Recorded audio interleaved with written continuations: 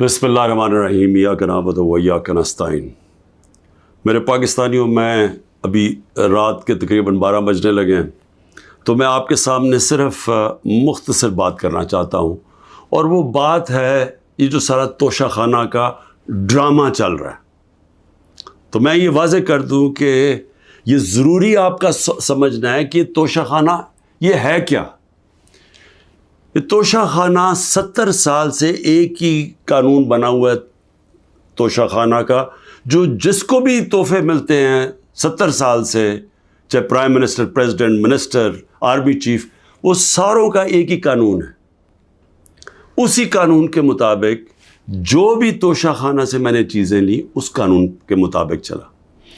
اب یہ کیس جو توشہ خانہ کا چلنا شروع ہوا، یہ آپ کو سمجھنا چاہیے کہ اس کیس کے اوپر، یہ توشہ خانہ کیس کے اوپر میرے گھر کے اوپر حملہ ہوا۔ 4 دن پہلے پولیس پہنچ گئی کہ جی آپ نے وہ توشہ خانہ کا ایک میجسٹریٹ کے سامنے کیس سننے جانا ہے۔ 4 دن پہلے پولیس پہنچ گئی، اور یہاں پورا میرے گھر کے اوپر 26 گھنٹے اٹیک ہوا۔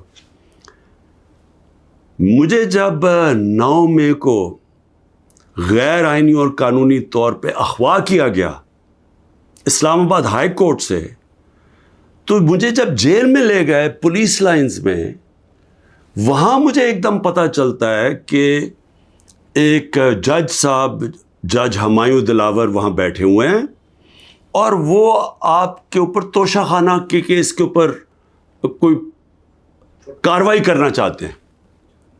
نہ میرا وکیل، نہ مجھے کیس کا پتہ، اور پتہ چلتا ہے کہ وہ ادھر آ کے میرے اوپر فرد جرم لگا کے چلے جاتے ہیں۔ فرد جرم لگا سکتے ہی نہیں جب تک کہ میرے اوپر، جب تک مجھے پوری طرح بتایا نہ جائے کہ وہ ہے کیا، میرے سامنے فرد جرم لگتا ہے یا میرے وکیل کے سامنے۔ جب ہمیں یہ پتہ چلا، اس سے اگلے دن ہم نے ریکیوزل کا کہا۔ ہم نے کہا جی ہمیں ان جج صاحب سے جس طرح انہوں نے کارروائی کی ہے، ہمیں کوئی انصاف کی توقع نہیں ہے۔ یہ 11 مئی کو ہم نے کیا۔ اس کے بعد بہرحال ایک پورا سلسلہ چلتا رہا، جس میں یہ واضح ہوتا گیا کہ ایک پلان بنا ہوا ہے کہ توشہ خانہ میں عمران خان کو ڈسکوالیفائی کرنا ہے۔ مجھے ایک سوال دیے گئے، 35 سوال دیے گئے، کویسچن جج صاحب نے کہ جی ان کے جواب دو۔ محرم کی چھٹیاں بھی تھی، خیر ہم نے بڑا زور لگا کے اس کا جواب تیار کیا۔ میں نے کوئی 1 گھنٹہ عدالت میں کھڑے ہو کے کل سارے سوالوں کا جواب دیا۔ انہوں نے 2 کوئی گواہ رکھے ہوئے تھے، سرکاری گواہ۔ کوئی بھی ایسی چیز نہیں تھی جو میں نے 35 سوالوں میں جواب نہیں دیے، ایک ایک چیز کا جواب دیا۔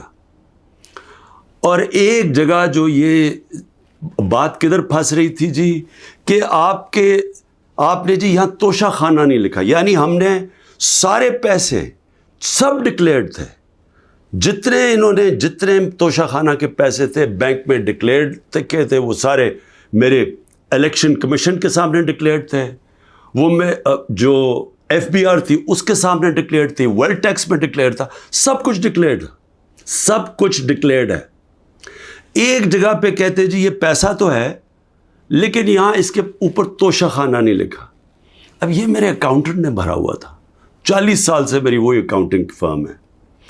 تو میں نے اپنے گواہ میں لکھا کہ یہ اکاؤنٹنٹ کا کام ہے آ کے آپ کو ایکسپلین کرے، پیسے تو ہیں کہ جی اس نے توشہ خانہ پیسے کے آگے لکھا یا نہیں لکھا۔ حالانکہ وہ اکاؤنٹنٹ کلیئر ہے کہ قانونی طور پہ اس نے ٹھیک کیا، اب وہ اکاؤنٹنٹ نے آنا تھا۔ آج پتہ چلتا ہے جج صاحب کہتے ہیں جی 1 گھنٹے میں گواہ کو پروڈیوس کرو۔ گواہ راستے میں ہوتا ہے، کہتے اب ہم نے کینسل کر دیا، اب کوئی گواہ آپ سامنے نہیں لا سکتے۔ میں یہ سوال پوچھتا، یہ کوئی ملٹری ٹرائل ہو رہا ہے، میرا رائٹ، میرا حق ہے فیئر ٹرائل کے لیے، یعنی ایک دم گواہ کینسل کر دیے۔ میں نے کوئی 5-6 گواہ لے کے آنے تھے تاکہ وہ ایکسپلین کرے، جو 35 کویسچنز انہوں نے بھیجے ان کے جواب میں مجھے موقع تو ملے کہ اگر کوئی پوچھے، میرے وکیل ان کو سمجھانے کے لیے، گواہ تو اس لیے ہوتے ہیں، گواہی سارے کینسل کر دیے، اور آج اب ایسے لگ رہا ہے کہ کل فرد جرم قائم کر دیں گے. یعنی مجھے سمجھ نہیں آ رہی کہ یہ جلدی اتنی کیا ہے. کیا کل 2 دن، آج گواہ آ جائے، کل گواہ آ جائے، اس کے بعد پھر آپ نے جج صاحب فیصلہ کرنا ہے وہ آپ نے کرنا ہے. لیکن مجھے تو موقع ملے کہ ہر دنیا میں ایک موقع ملتا ہے انسان کو فیئر ٹرائل کا، وہ مجھے موقع دینا چاہیے. اور ابھی سپریم کورٹ میں یہ بھی کہہ دوں کہ ہم نے ریکیوزل کا بھی ان جج صاحب کا کہا ہوا ہے کہ ہمیں ان کے اوپر اعتماد نہیں ہے. وہ پڑا ہوا ہے اسلام آباد ہائی کورٹ میں. وہ اسلام آباد ہائی کورٹ بدقسمتی سے فیصلہ نہیں کر رہے چیف جسٹس صاحب. میں یہ بھی کہہ دوں کہ صرف اتنی زیادہ، پتہ نہیں میں کتنے کیسز میں ہوں، صرف 2 ججز کے اوپر میں نے ریکیوزل کا کہا ہوا ہے. ایک اسلام آباد ہائی کورٹ کے چیف جسٹس اور دوسرے یہ جسٹس دلاور. یہ میرا رائٹ ہے کہ اگر میں سمجھ رہا ہوں مجھے انصاف نہیں مل رہا تو میرا یہ حق ہے کہ میں ان کو ریکیوز کرواؤں، ان کو کہوں کہ کسی اور کو بھیج دے. اب وہاں بھی فیصلہ نہیں ہو رہا اسلام آباد ہائی کورٹ میں. ہم سپریم کورٹ میں گئے ہیں، سپریم کورٹ کہہ رہے ہیں کہ اسلام آباد ہائی کورٹ فیصلہ کرو، اور سپریم کورٹ نے کہا کہ تب تک انہوں نے جسٹس دلاور نے فیصلہ نہیں کرنا جب تک کہ یہ اس کے اوپر فیصلہ نہیں ہوتا ٹرانسفر پہ. لیکن مجھے لگ رہا ہے کہ کل انہوں نے فیصلہ کر دینا ہے، اس لیے میں رات کو لیٹ آپ کے سامنے آ رہا ہوں. میں آخر میں ایک اور بات کہتا چلوں کہ فیس بک پہ 2014 میں جسٹس دلاور نے اپنی فیس بک پہ میرے اوپر ایسے ریمارکس دیے ہوئے ہیں جس سے لگتا ہے کہ وہ مجھے انصاف نہیں دے سکتے. یعنی ان کی ایک پرسنل ڈسلائک اس میں سامنے آ رہی ہے.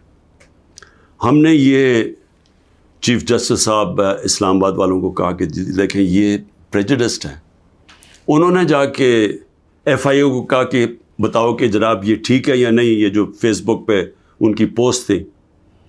ایف آئی اے نے وہ چیک کر کے کہ کیونکہ وہ ڈیلیٹ کر چکے تھے پوسٹ، انہوں نے واپس کہا دی وہاں تو پوسٹ ہی نہیں ہے. دیکھیں بڑا آسان کام ہے. اگر آپ اس ملک پہ انصاف چاہتے ہیں، میں چیف جسٹس صاحب اسلام آباد آپ کو بھی کہتا ہوں اور ایف آئی اے آپ کو بھی کہتا ہوں، ایک فیس بک کو ایک صرف لیٹر جانا چاہیے آپ سے، ایک ای میل کریں کہ یہ کیس ہو رہا ہے. 90 دن تک ان کے پاس ریکارڈ ہوتا ہے. اگر آپ ڈیلیٹ بھی کر دیں کوئی پوسٹ تو 90 دن تک فیس بک کے پاس اس کا ریکارڈ ہے. صرف ایک ای میل کی ضرورت ہے، پتہ چلوا لیں کہ کیا انہوں نے جو واقعی انہوں نے پوسٹ کی تھی یا انہوں نے نہیں کی تھی. آدھے گھنٹے میں سارا اس کا پتہ چل جائے گا کہ کیا جسٹس دلاور نے واقعی وہ میرے اوپر جو بڑی ان کا مائنڈ شو کرتا ہے کہ وہ شاید میرے سے انصاف نہ کر سکیں، وہ پوسٹ میں ریفلیکٹڈ ہے. پتہ چل جائے گا کہ ہے یا نہیں ہے. تو ہم صرف میں یہاں بیٹھا ہوا ہوں، 200 کیسز ہونے لگے ہیں، ایک فیس کرنے کے لیے تیار ہوں، فیس کر رہا ہوں. پچھلے 2 مہینے میں 350